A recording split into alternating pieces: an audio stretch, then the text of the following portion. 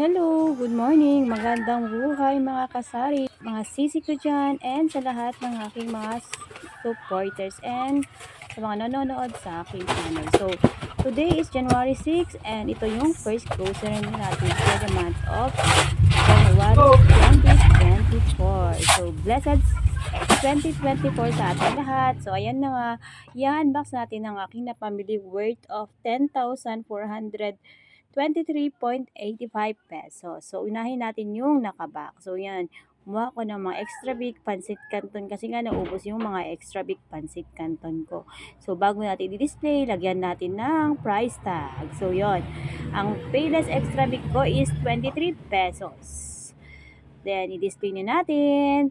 Wag naman rin maglagay ng price tag kasi nga kung minsan yung anak ko yung nagtitinda or si mister kapag silang nagtitinda at walang price tag naibibenta nila ng mga palugi yung mga items na nag-grocery ko. So, kailangan talaga maglagay tayo ng price tag.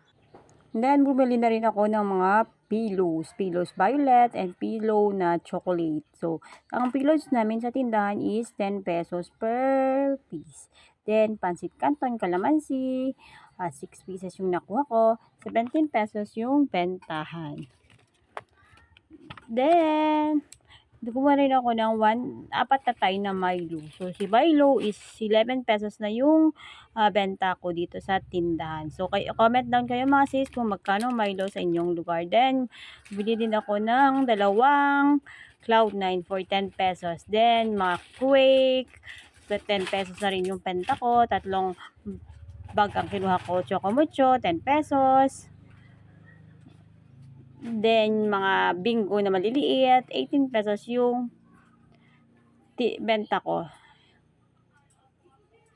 Linalagyan ko talaga ng mga price para iwasan yung pagkakaiba-iba ng presyo.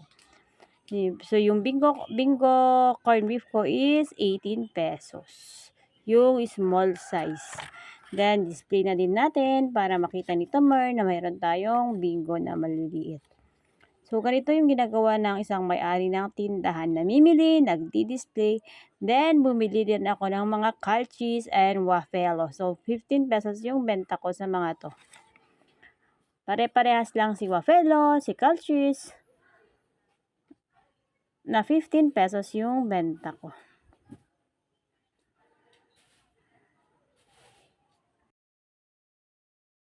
Mabenta itong ganitong klase ng wafer dito sa tindahan kasi nga pang-snack ng mga kiddos. So, mabenta si wafelo, si calchis, and kahit anong flavor ni wafelo, yung masalo yung chocolate, mabenta siya dito sa tindahan. So, yun na.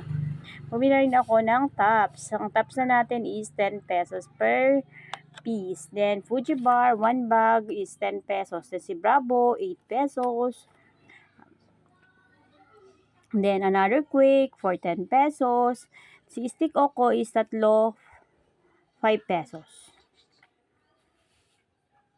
Then, bumili din ako ng Skyflakes. 8 pesos na yung Skyflakes ko. Ito yung mga mabibentang biscuit dito sa tindahan. Then, bumili din ako ng ready-made mixed na pancake. Pangkay Scarlet. Then, bumili din ako ng 2 maliliit na fried, 60 pesos yung bentahan ko.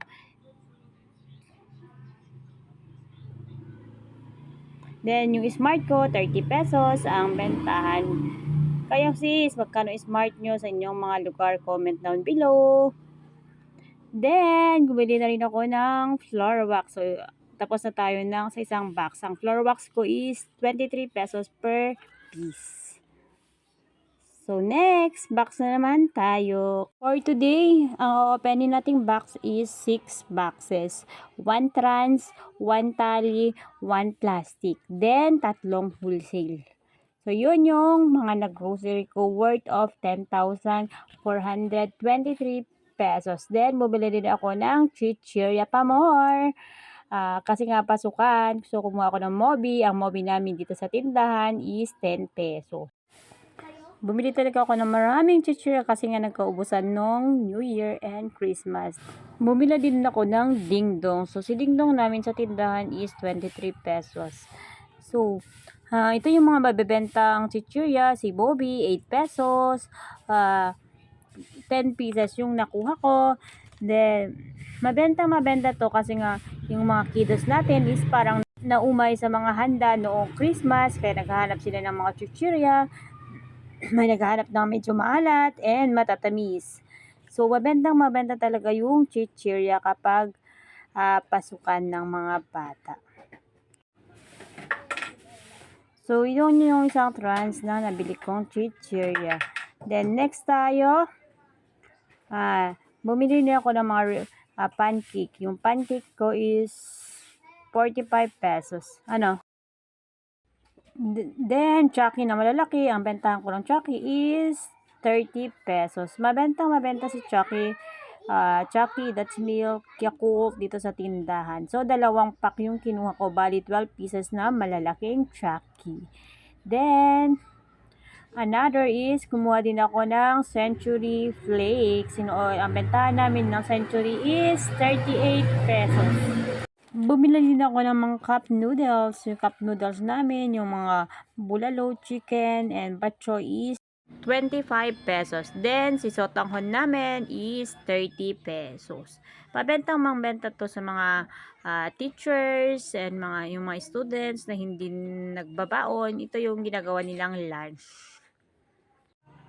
Kaya di talaga ako nagpapawala ng mga pansit, cup noodles. Then, meron din akong tinang mga bulb. So, and last box na tayo. Ito yung ating pang-5 box for today's video. So, first is, bumili ako ng Champion. So, Champion natin na inumin is 18 pesos. Then, Great Taste, 17 pesos yung bentahan ko. Then, another type of Milo, 11 pesos na yung bentahan. Another, yung mga beer brand na malalaki, meron akong 840 grams, 364 yung bentahan. Then, itong mga swak, 15 pesos yung bentahan ko. Then, mga chichirya na 3-5 yung bentahan ko. Then, next box, bubili din ako ng mga King James suka. 18 pesos yung bentahan sa tindahan. Then, King James. Mabili talaga kasi King James namin. Then, 1 liter spring. Ang bentahan ko is 135.